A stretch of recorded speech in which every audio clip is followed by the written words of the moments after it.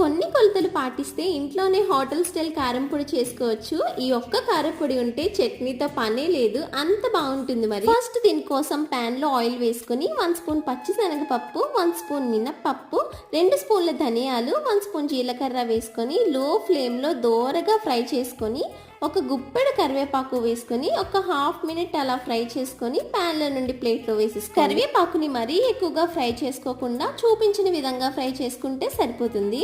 ఇప్పుడు ఇంకో spoon oil వేసుకొని 20 గ్రాములు లేదా 25 నుండి 30 ఎండుమిర్చి వేసుకొని ఒక్క నిమిషం అలా ఫ్రై చేసేసుకొని అన్ని పూర్తిగా చల్లారిన తర్వాత మాత్రమే మిక్సీ జార్లో వేసుకొని వీటితో పాటు ఒక చిన్న నిమ్మకాయంత చింతపండు, 15 నుంచి 20 వెల్లుల్లి రెమ్మలు, ఒక స్పూన్ ఉప్పు కూడా వేసుకొని కోర్స్గా గ్రైండ్ చేసేసుకోండి.